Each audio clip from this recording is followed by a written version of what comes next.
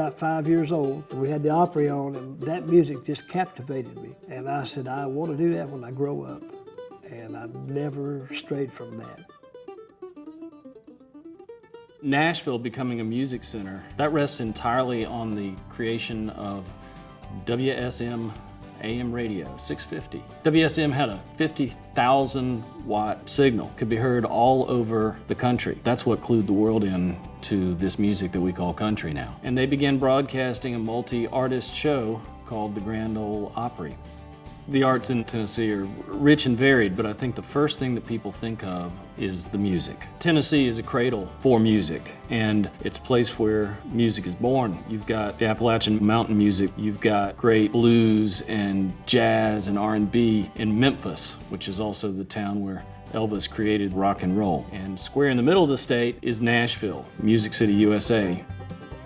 I never really thought I would win the NEA Fellowship Award. I thought that was for people that did some great things. My heritage and what I've done with the music that I grew up with, not only in the bluegrass, but a cappella gospel music. That played a large part in the award. The fact of that I stayed with my roots. I introduced songs to the public that nobody ever heard. And I thought, you know, as much as I love these songs, somebody else has got to like them. I got to tell you, I had no idea just how much they would like them. And it's been very rewarding to me. I think I've had a little hand in preserving part of the past.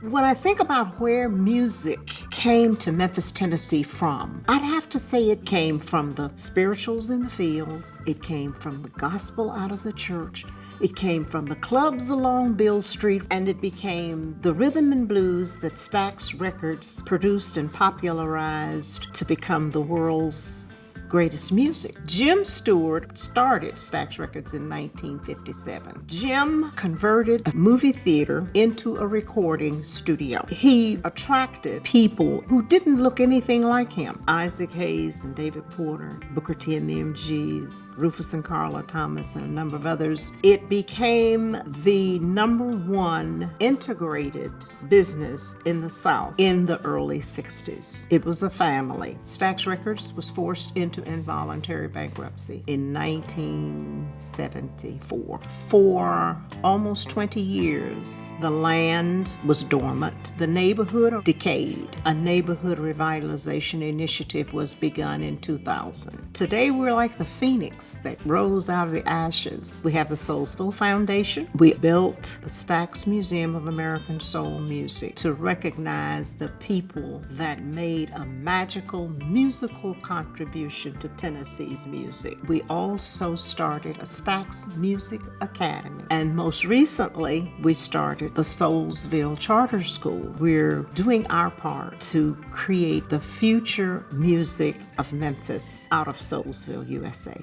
The best art is made when it's made for the love of creation. The NEA helps the arts flourish in this incredible state that provides the soundtrack for America. Thank you, National Endowment for the Arts. Thank you for 50 years of serving the arts community.